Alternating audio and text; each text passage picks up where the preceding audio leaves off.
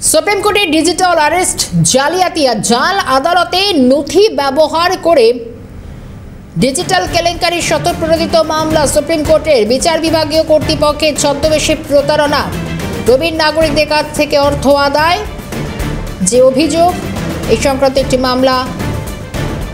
বিচার বিভাগীয় কর্তৃপক্ষের ছদ্মবেশে প্রতারণা, প্রবীণ নাগরিকদের কাছ থেকে অর্থ আদায়। টেলিফোন লাইনে রয়েছেন অভিরূপা হাজরা। অভিরূপা, গোটা বিষয়টি কি? দেখো, জাল আদালতের নথি ব্যবহার করে ডিজিটাল গ্রেফতারের কেলেঙ্কারির বিষয়ে শতপ্রণোদিত মামলা রুজু করল supreme court. Supreme court digital arrest জালিয়াতি ক্রমবর্ধমান ঘটনাগুলির বিষয়ে শতপ্রণোদিতভাবে মামলা দায়ের করেছে। প্রতারকরা আইন প্রয়োগকারী সংস্থা বা বিচার বিভাগীয় কর্তৃপক্ষের ছদ্মবেশে নাগরিকের, বিশেষ করে প্রবীণ নাগরিকদের কাছ থেকে অর্থ আদায় করছে।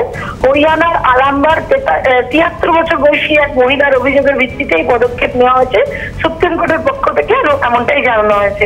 এবং সুপ্রিম কোর্ট মনে করেছে যে এই ধরনের ডিজিটাল অ্যারেস্টের ফলে বিভিন্ন রাজ্যে বিশেষত প্রবীণ নাগরিকদের উপর এরকম তাদেরকে অ্যারেস্ট দেখিয়ে টাকা দেওয়া হচ্ছে বা নেওয়া হচ্ছে। তো সেক্ষেত্রে এই টাকা নেওয়ার পদ্ধতিটা বন্ধ করতে হবে, আর সেই কারণে এই শতপ্রণোদিত মামলা রুজু হয়েছে। চলতি সপ্তাহে এই মামলার শুনানির সম্ভাবনা। ধন্যবাদ অভিরূপা।